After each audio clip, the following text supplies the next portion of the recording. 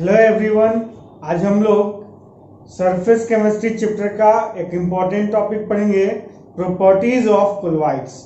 Properties of colloids के अंतर्गत हम लोग ढेर सारे प्रॉपर्टीज पढ़ेंगे, जिनमें पहला इम्पॉर्टेंट प्रॉपर्टीज है कोलिगेटिव प्रॉपर्टीज।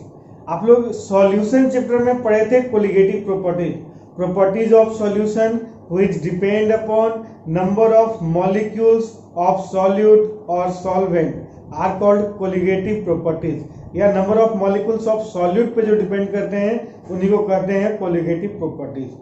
तो कोलिगेटिव प्रॉपर्टीज जो चार होते थे सॉल्यूशन चैप्टर में, relative lowering of vapour pressure, elevation of boiling point, depression in freezing point and osmotic pressure, यही चारों कोलिगेटिव प्रॉपर्टीज कोलॉइड्स में भी होते हैं। यही है कि इनका वैल्यू सॉल्यूशन के रेस्पेक्ट में कम होता है, जितना उसमें चेंज होता है सॉल्यूशन में चेंज होता है उतना कोलॉइड्स में चेंज नहीं होता है, मतलब बहुत स्मॉल वैल्यू होता है, लेकिन कोलिगेटिव प्रॉपर्टीज शो करते हैं। तो देखिए प्रॉपर्टीज ऑफ कोलॉइड्स में फर्स्ट है colligative properties. Like solution, colloids also possess colligative properties. जैसा कि सॉल्यूशन में कोलिगेटिव प्रॉपर्टी था, उसी तरह से कोलॉइड्स में भी कोलिगेटिव प्रॉपर्टीज होते हैं। Main colligative properties of colloids are following. Colloids के मेन कोलिगेटिव प्रॉपर्टीज यही सब हैं जो कि आप सॉल्यूशन में पढ़े थे। First, relative lowering of vapour pressure, next elevation of boiling point, next depression in freezing point and last osmotic pressure. अब इतना ये तो पुराना ही टॉपिक है, आप लोगों को याद होगा ही, इसके बारे में डिटेल्स जो है सॉल्यूशन चैप्टर में बताया हुआ है। यहाँ पे बस एक ही क्वेश्चन अराइज होता है कि which of the following does not show colligative properties। Following में से कौन सा है जो कोलिगेटिव प्रॉपर्टी शो नहीं करता है? कोलॉइड्स, तो कोलॉइड्स तो शो करते हैं। सॉल्यूशन, तो सॉल्यूशन की तरह ही कोलॉइड शो करते हैं, सॉल्यूशन भी शो करते हैं। सस्पेंशन, सस्पेंशन के बारे में कहीं जिक्र ही नहीं है, कोलिगेटिव प्रॉपर्टी शो करता है। सॉल्यूशन से कोलॉइड में घट जाता है और सस्पेंशन में होता ही नहीं है, तो यहाँ पे सस्पेंशन सही ऑप्शन लग रहा है। और नेक्स्ट है नन ऑफ दीज, तो जब सस्पेंशन है ही यहाँ पे तो नन ऑफ दीज कहाँ से होगा, तो इसका सही आंसर हो जाएगा सस्पेंशन। तो इसको जल्दी से नोट कीजिए, इसके बाद नेक्स्ट इंपॉर्टेंट प्रॉपर्टीज हम लोग पढ़ेंगे, नोट कीजिए।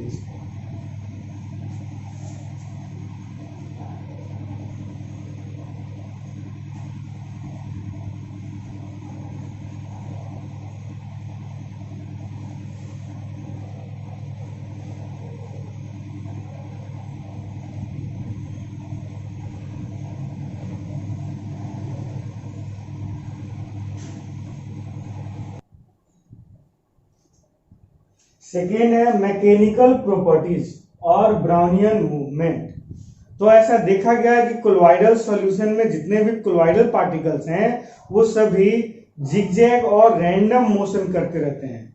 फॉर एग्जांपल मान लीजिए कोलॉइडल पार्टिकल है तो वो इस तरह से जिधर मन उधर, जैसे मन वैसे मोशन करते रहता है।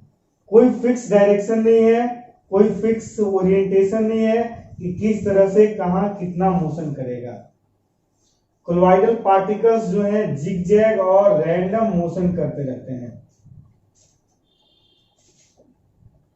ये जो कोलॉइडल पार्टिकल्स का मोशन है जिगजैग एंड रैंडम मोशन, इसको सबसे पहले ऑब्जर्व किए थे रॉबर्ट ब्राउन, इसीलिए इस मोशन का नाम है Brownian movement.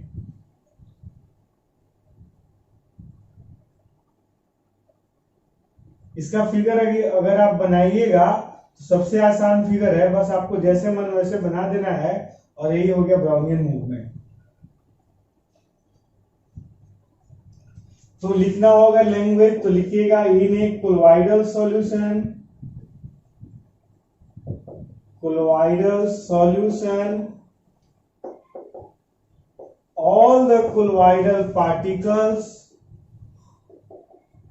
all the colloidal particles are always in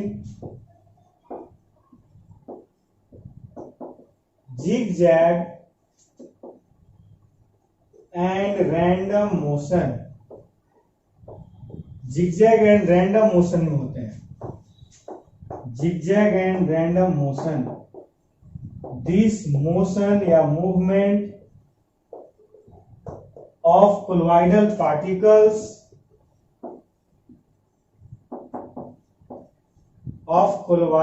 particles is called Brownian movement.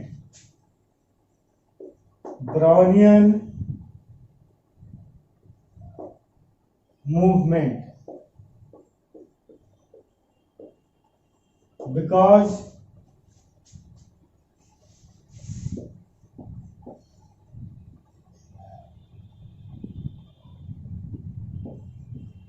it was observed first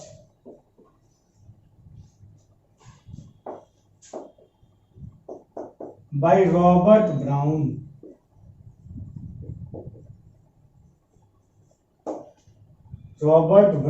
इसको सबसे पहले रॉबर्ट ब्राउन ऑब्जर्व किए थे, इसीलिए इसको ब्राउनियन मूवमेंट कहते हैं। अब इस ब्राउनियन मूवमेंट का मेन रीजन है कि जो पार्टिकल्स ऑफ डिस्पर्स्ड फेज हैं और पार्टिकल्स ऑफ डिस्पर्सन मीडियम है उनमें अनइक्वल इंपैक्ट होता है। Unequal impact of dispersion medium, इसका रीजन लिख दीजिएगा, the reason of Brownian movement is unequal impacts of dispersion medium।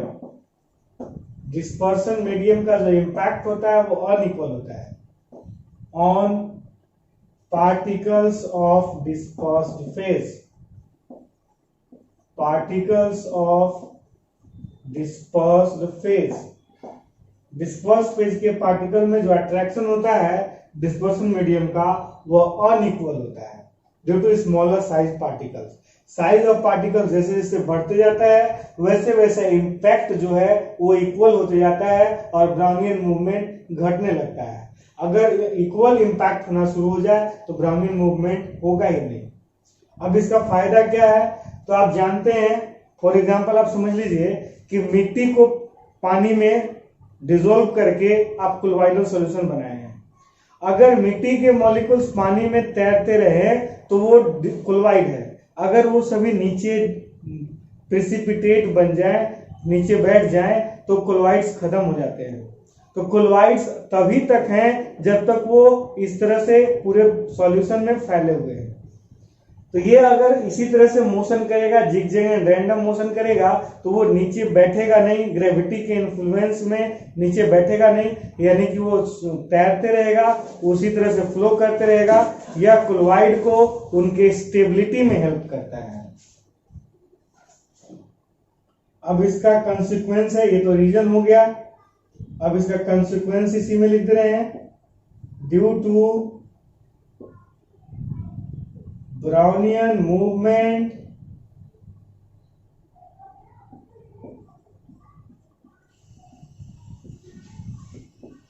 colloidal particles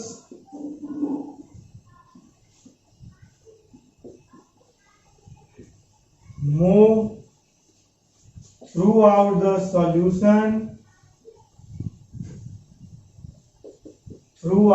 solution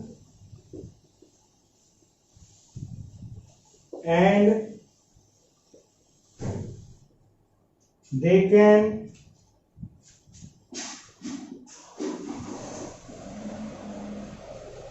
protect and they do not settle down under the influence of gravity।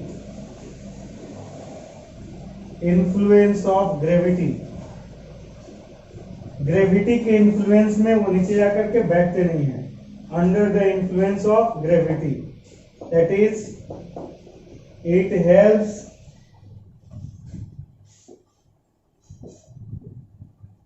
In the stability of colloids. यह colloids के stability में help करता है, colloid को stable बनाए रखता है। तो ये लिख लीजिए, ब्राउनियन मूवमेंट के बारे में पूरा डिटेल है, नोट कर लीजिए।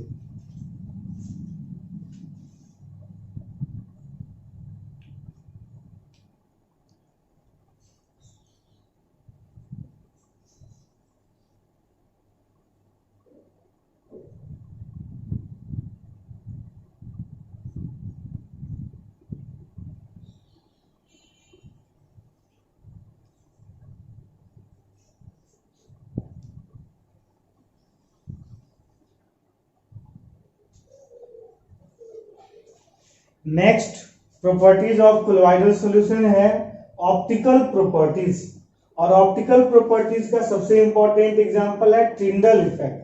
टिंडल इफेक्ट आप पहले भी सुने होंगे या पढ़े होंगे। होता क्या है, सुन लीजिए। कभी आप देखे होंगे अंधेरा अगर रूम है और उस रूम में, डार्क रूम में अगर किसी वेंटिलेशन से या किसी होल से लाइट आ रहा है, तो आप देखे होंगे कि लाइट जो है वो लगता है कि लाइट नहीं आ रहा है, बल्कि उसके साथ वो धूल आ रहा है, डस्ट पार्टिकल आ रहे हैं। याद कीजिए, कभी आप डार्क रूम में हो और उसमें किसी स्मॉल होल से लाइट आ रहा हो, तो लगता है कि लाइट नहीं आ रहा है, डस्ट पार्टिकल्स आ रहे हैं, धूल आ रहा है।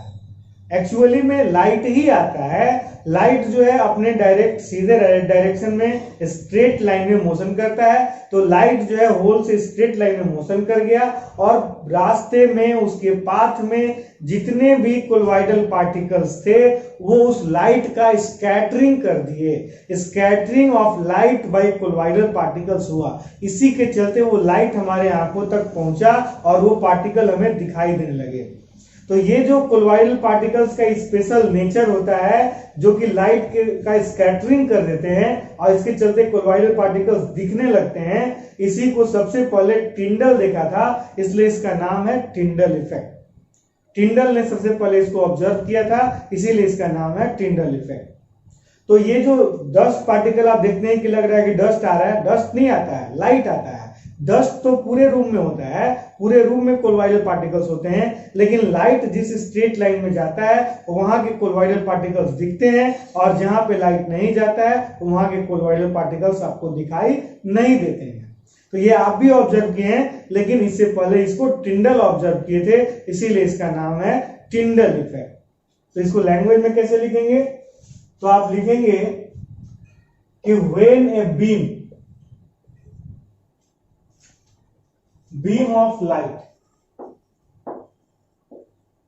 लाइट का बीम होता है, लाइट का एक पुंज होता है, इस तरह से beam of light is passed through colloidal solution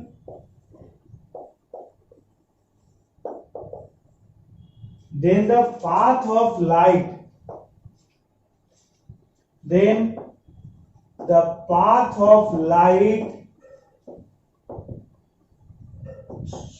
becomes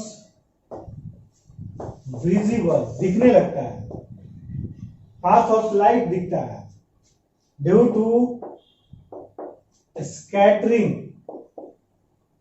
ये सबसे इंपॉर्टेंट वर्ड है, scattering of light by colloidal particles,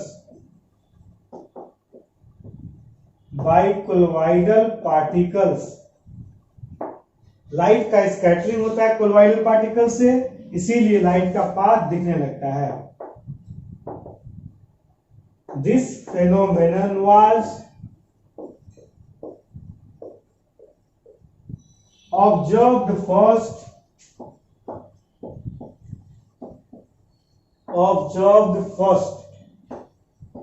सबसे पहले देखा गया था बाय टिंडल के द्वारा। Therefore it is called Tyndall effect.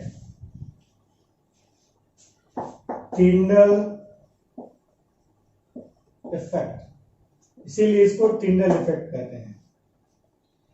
It can be performed as, इसको हम लोग परफॉर्म कैसे करेंगे, दिखाएंगे कैसे, तो ये देखिए, it can be performed as तो टिंडल इफेक्ट को परफॉर्म करने के लिए आप 2 कंटेनर्स लीजिए जो ट्रांसपेरेंट हो, जिनसे लाइट पास हो सके। फर्स्ट कंटेनर में आप ट्रू सॉल्यूशन ले लीजिए, मींस वाटर के साथ शुगर ऐड कर लीजिए। वाटर के साथ शुगर ऐड किया हुआ फर्स्ट कंटेनर है ये आपका, इसमें वाटर के साथ शुगर भी है। और सेकेंड कंटेनर जो लिए हैं इसमें वाटर के साथ सॉइल पार्टिकल्स यानी वाटर में मिट्टी घोल लीजिए, यानी कोलोइडल सॉल्यूशन ले लीजिए। सेकेंड कंटेनर में ले लिए कोलोइडल सॉल्यूशन। 2 ट्रांसपेरेंट कंटेनर हैं, एक में ट्रू सॉल्यूशन है या नॉर्मल सॉल्यूशन है, और एक में कोलोइडल सॉल्यूशन है। कोलोइडल सॉल्यूशन है। अब लाइट को पास कीजिए, इससे किसी लाइट सोर्स से लाइट को पास कीजिए। अगर ट्रांसपेरेंट है तब तो लाइट पास हो ही जाएगा। आप देखिएगा कि नॉर्मल सॉल्यूशन में ये लाइट सोर्स है, ये लाइट सोर्स है और ये लाइट है, ये इस तरह से पास हो गया। आप देखिएगा कि नॉर्मल सॉल्यूशन में कोई चेंज दिखाई नहीं दिया आपको, बस लाइट पास किया। लेकिन जैसे ही लाइट कोलोइडल सॉल्यूशन से पास करेगा, रास्ते में पाथ में जितने भी कोलोइडल पार्टिकल्स होंगे, जितने भी सॉइल पार्टिकल्स थे, मिट्टी के पार्टिकल्स थे, वो सभी दिखने लगेंगे। देखिए दिख रहा होगा। तो ये जो कोलोइडल पार्टिकल्स दिख रहे हैं, ये जो दिख रहे हैं ये सभी हैं कोलोइडल पार्टिकल्स। कोलोइडल पार्टिकल्स इन्हीं को ऑब्जर्व किया था टिंडल ने, इसीलिए इसका नाम है टिंडल इफेक्ट। तो इसको आप लोग ऐसे परफॉर्म कर सकते हैं। अगर क्वेश्चन आ जाए कि what is applications of Tyndall effect, तो फर्स्ट एप्लीकेशन भी आपके सामने है कि it helps to differentiate between normal solution and colloidal solution, true solution and colloidal solution. True solution और कोलोइडल सॉल्यूशन में डिफरेंस एस्टेब्लिश करता है ये टिंडल इफेक्ट। इसको भी नोट कर लीजिए।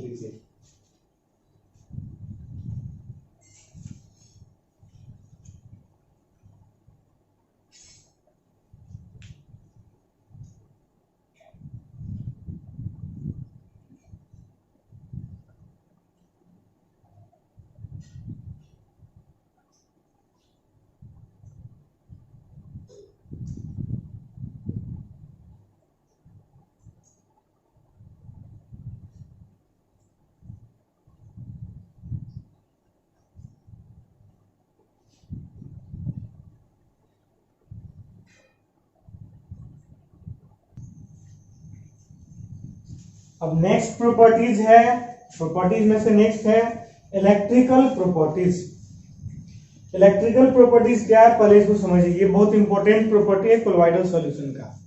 तो ऐसा देखा जाता है कि कोलोइडल सॉल्यूशन में जितने भी कोलोइडल पार्टिकल्स हैं, या आप कह सकते हैं पार्टिकल्स ऑफ डिस्पर्स्ड फेज हैं, उन पे सेम चार्ज होता है। मीन्स अगर पॉजिटिव है तो सभी पार्टिकल्स पे पॉजिटिव होगा, नेगेटिव है तो सभी पार्टिकल्स पे नेगेटिव चार्ज होगा।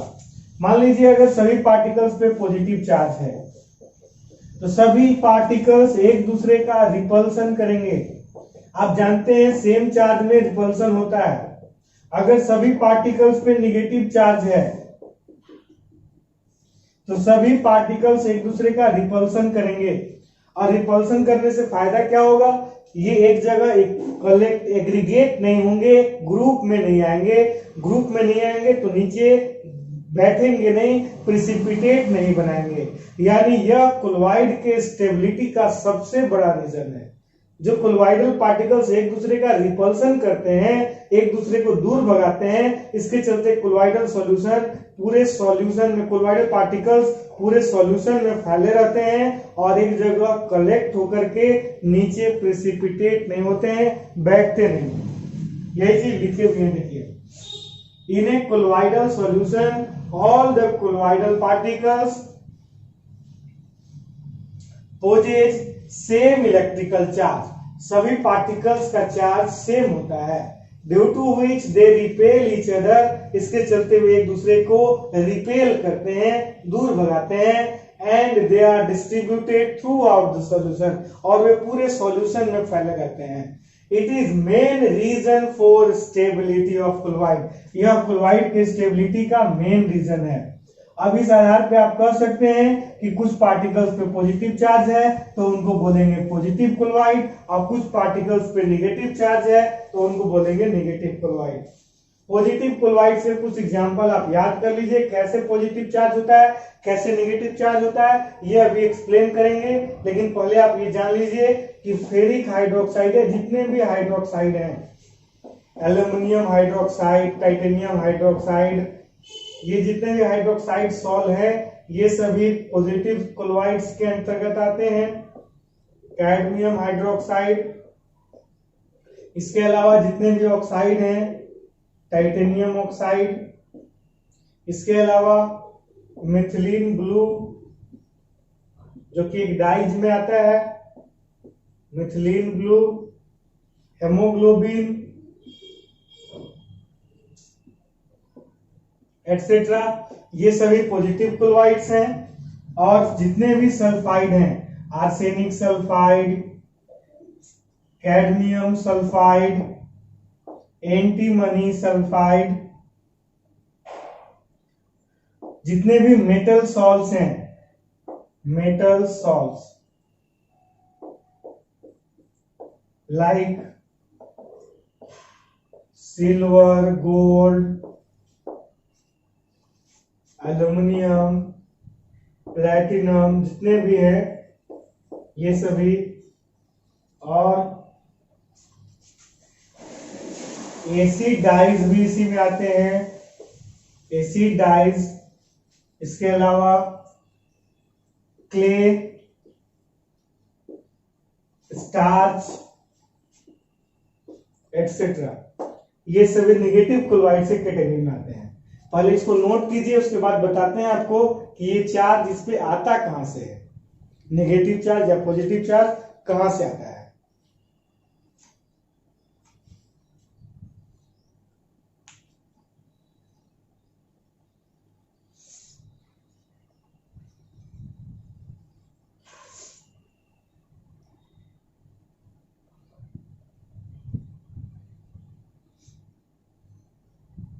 पहले चलिए देख लेते हैं ओरिजिन ऑफ चार्ज, ये चार्ज आता कहां से है। तो देखिए, कोई भी कोलोइडल सॉल्यूशन है, चाहे वो फेरिक हाइड्रोक्साइड का कोलोइडल सॉल्यूशन है, चाहे वो आर्सेनिक सल्फाइड का कोलोइडल सॉल्यूशन है, उसके स्टेबिलिटी के लिए थोड़ा सा स्टेबिलाईजर मिलाया जाता है। स्टेबिलाईजर जो होता है वो इलेक्ट्रोलाइट होता है, यानी कि इलेक्ट्रोलाइट मिलाया जाता है। सभी क्लोराइड के स्टेबिलिटी के लिए थोड़ा सा स्टेबिलाईजर मिलाया जाता है। जैसे फेरिक हाइड्रोक्साइड ये क्लोराइड है, तो इसके स्टेबिलिटी के लिए इसमें फेरिक क्लोराइड मिलाया जाता है, FeCl3 ऐड किया जाता है। अब Fe पर 3 प्लस चार्ज होता है, Cl पर -1, यानी 3Cl पर -3 चार्ज हो गया। यानी इलेक्ट्रोलाइट में पॉजिटिव चार्ज भी होता है और नेगेटिव चार्ज भी होता है, depending upon the nature of dispersed phase. जो क्लोराइडल पार्टिकल्स हैं, इनके डिस्पर्स्ड फेज पे डिपेंड करता है कि या तो पॉजिटिव पार्टिकल्स को या तो नेगेटिव पार्टिकल्स को अपने सरफेस पर एडजॉर्ब कर लेते हैं, अपने सरफेस पर जमा कर लेते हैं। तो इनका नेचर है फेरिक हाइड्रोक्साइड का कि ये पॉजिटिव पार्टिकल्स को अपने सरफेस पर एडजॉर्ब कर लेते हैं। और इसी तरह से अगर आर्सेनिक सल्फाइड में इलेक्ट्रोलाइट मिलाएंगे तो यह अपने सरफेस पर नेगेटिव पार्टिकल्स को एब्जॉर्ब कर लेगा। तो ये नेचर पे डिपेंड करता है कि ये पॉजिटिव को एब्जॉर्ब करेगा कि नेगेटिव को एब्जॉर्ब करेगा, लेकिन इन दोनों में से किसी एक पार्टिकल को अपने सरफेस पे एब्जॉर्ब कर लेगा। अगर मान लीजिए सभी फेरिक हाइड्रोक्साइड पार्टिकल अपने सरफेस पर पॉजिटिव एब्जॉर्ब कर लिए, यानी कि फेरिक हाइड्रोक्साइड का चार्ज हो गया पॉजिटिव, ये हो गया charge on colloidal particles. Colloidal particles. लेकिन जो निगेटिव रहता है वो कहां जाता है, ये समझिए। तो जो निगेटिव पार्टिकल्स रहते हैं वो डिस्पर्सन मीडियम में चले जाएंगे, यानी जो दूसरे पार्टिकल है, जैसे पॉजिटिव को एब्जॉर्ब कर लिया, पॉजिटिव को एब्जॉर्ब करने के बाद जो निगेटिव बचा वो डिस्पर्सन मीडियम में चला गया। ये निगेटिव को एब्जॉर्ब किया था, ये निगेटिव क्लोराइड हो गया, और जो इसका पॉजिटिव बचा वो डिस्पर्सन मीडियम में चला गया। अगर आप वाटर में डिसॉल्व किए हैं तो जो दूसरा पार्टिकल है वो वाटर में चला गया। इसमें अगर ये पॉजिटिव को एब्जॉर्ब किया है तो निगेटिव वाटर में चला गया। तो डिस्पर्सन मीडियम में भी एक चार्ज का लेयर बन जाता है। पार्टिकल्स पे देखिए, यहां पार्टिकल्स पे पॉजिटिव चार्ज और डिस्पर्सन मीडियम में नेगेटिव चार्ज बन गया। ये है प्लस, जो है ये इसका हो गया चार्ज ऑन कोलॉइडल पार्टिकल्स, इसमें माइनस हो गया चार्ज ऑन कोलॉइडल पार्टिकल्स, और प्लस जो है ये डिस्पर्सन मीडियम में चला गया। दो एग्जांपल लेकर के समझा रहे हैं ताकि आपको पूरा समझ में आए। फिर से एक बार समझिए। जो कोलॉइडल पार्टिकल थे वो किसी एक चार्ज को, इलेक्ट्रोलाइट में से दो चार्ज हैं प्लस और माइनस, एक चार्ज को अपने सरफेस पे एब्जॉर्ब करते हैं। कोई प्लस को करता है तो कोई माइनस को करता है। जो दूसरा बचता है वो डिस्पर्सन मीडियम में चला जाता है, यानी दो चार्ज का लेयर बन जाता है, एक चार्ज ऑन कोलॉइडल पार्टिकल और दूसरा चार्ज इन डिस्पर्सन मीडियम।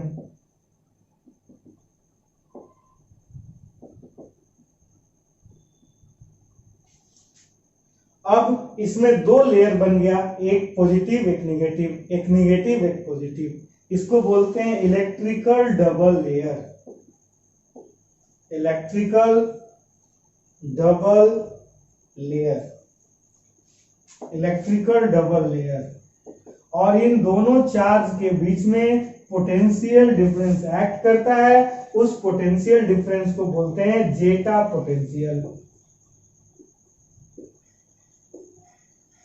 देखिए, ये पॉजिटिव चार्ज कहां से आया वो समझा दिए, ये नेगेटिव चार्ज कहां से आया वो समझा दिए। तो इस तरह से कोलॉइड पर चार्ज डेवलप होता है। तो इस चीज को हम लोग यहां पे लिख दे रहे हैं, origin of charge.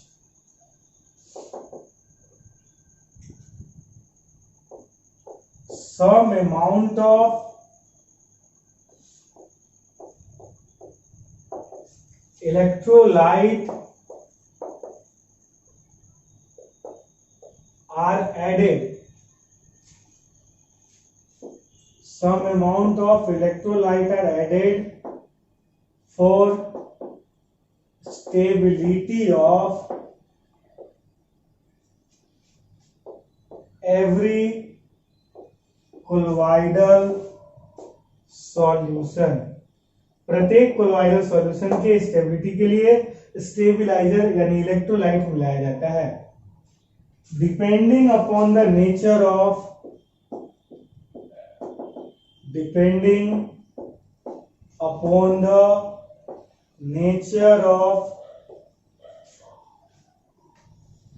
colloidal particles यानी dispersed phase, colloidal particles, one of the ions of electrolyte are absorbed on the surface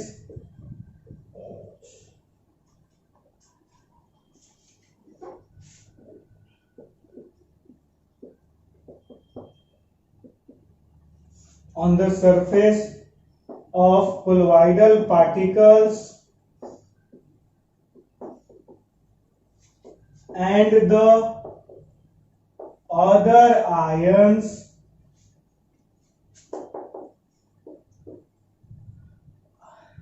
diffuse in dispersion medium, dispersion medium में चले जाते हैं।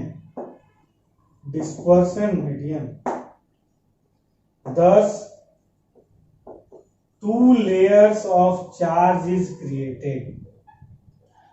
Two layers of charge is created. दो layer of charge बनता है. Charge is created which is called electrical double layer.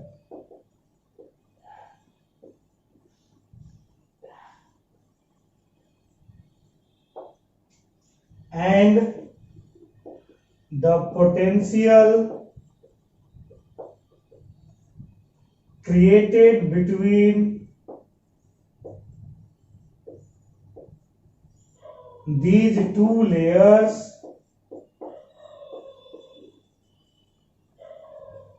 is called